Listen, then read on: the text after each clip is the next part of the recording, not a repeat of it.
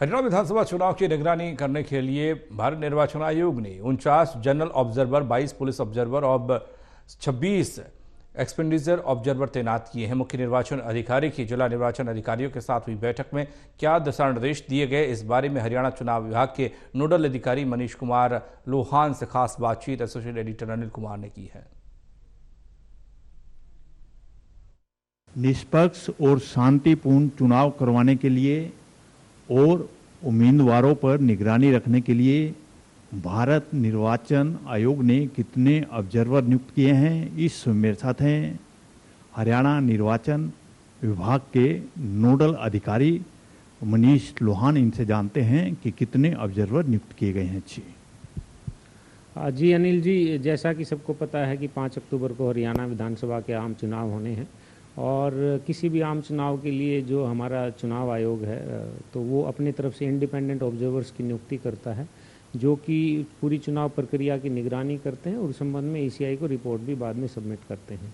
Observer 3 प्रकार के होते हैं, जनरल ऑब्जर्वर होते हैं, पुलिस ऑब्जर्वर होते हैं और एक्सपेंडिचर ऑब्जर्वर्स होते हैं। इस बार चुनाव आयोग ने हरियाणा चुनाव के लिए कुल मिलाकर 49 जनरल ऑब्जर्वर लगाए हैं और 22 हर डिस्ट्रिक्ट में 1 पुलिस ऑब्जर्वर लगाया है और 26 एक्सपेंडिचर ऑब्जर्वर्स लगाए गए हैं।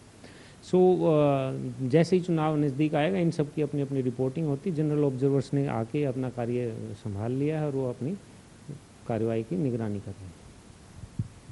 लोहान साहब, अभी मीटिंग हुई थी डिस्ट्रिक्ट रिटर्निंग ऑफिसर के साथ, उनको निर्वाचन विभाग की तरफ से क्या दिशा निर्देश दिए गए हैं? जी, सीओ साहब की अध्यक्षता में सारे जो डिस्ट्रिक्ट इलेक्टोरल ऑफिसर्स हैं उन सब की एक मीटिंग ली गई थी। उस मीटिंग में बेसिकली जो भी चुनाव आयोग के दिशा निर्देश हैं उन सब का सख्ती से और निष्पक्षता से पालन करने की हिदायत दी गई थी, ताकि जो हमारे चुनाव हैं वो एकदम निष्पक्ष ढंग से करवाए जा सकें और सभी हिदायतों का पालन किया जा सके।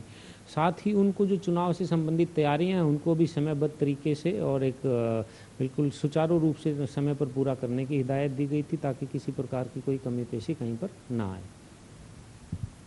लोहान साहब, उम्मीदवारों को कोई दिशा निर्देश जारी किए हैं और इसके साथ उम्मीदवार चुनाव में कितना खर्च कर सकता है? जी बिल्कुल, चुनाव आयोग के दिशा निर्देश हैं सभी जो हमारे उम्मीदवार हैं उन सब के लिए, और समय समय पर हम वो हमारे प्रेस नोट के जरिए भी सब तक पहुंचाते रहते हैं। उनकी जानकारी में अवश्य होनी चाहिए। वो जिस प्रकार से यदि कोई व्यक्ति नॉमिनेशन के लिए जाता है तो अधिकतम 4 व्यक्तियों को साथ ले जा सकता है। 100 मीटर के दायरे में 3 गाड़ियों से ज़्यादा अलाउड नहीं होती हैं। इसके अलावा विधानसभा चुनाव के लिए जो एक उम्मीदवार की चुनावी खर्चे की जो सीमा है वो 40 लाख रुपये है।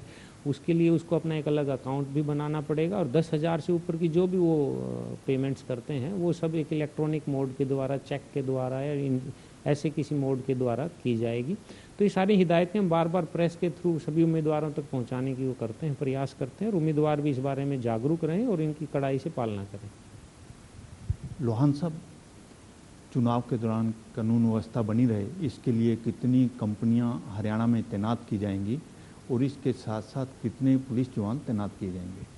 जी, चुनाव को निष्पक्ष और एक निर्भय के माहौल में, भय मुक्त माहौल में करवाने के लिए कुल मिलाकर 225 कंपनियों की भारतीय चुनाव आयोग से इस बारे में अप्रूवल आया था, जिसमें से 70 कंपनियां आ चुकी हैं और बाकी जो 155 कंपनियां हैं वो 24 सितंबर के बाद जम्मू कश्मीर के जो पहले फेज़ के इलेक्शन है उनके बाद हमारे पास आ जाएंगी। इनमें से चुनाव संपन्न होने के बाद हमारे पास 30 कंपनियां रहेंगी, क्योंकि काउंटिंग से पहले ईवीएम की सिक्योरिटी के लिए भी हमें फोर्स की ज़रूरत पड़ेगी। इसके अलावा जो हमारे हरियाणा पुलिस के जवान हैं, साथ ही होम गार्ड के जो जवान हैं, वो सभी भी अपनी ड्यूटियां देंगे और जगह जगह वॉलंटियर्स भी होंगे। सबसे ज़्यादा ध्यान जो संवेदनशील हमारे चुनाव के पोलिंग स्टेशन होते हैं उन पर पूरा ध्यान रखा जाएगा। ये थे मेरे साथ निर्वाचन विभाग के नोडल अधिकारी मनीष लोहान। इन्होंने बताया कि विधानसभा चुनाव को लेकर निर्वाचन विभाग की क्या तैयारियां हैं। Anil Kumar, total news, Chandigarh.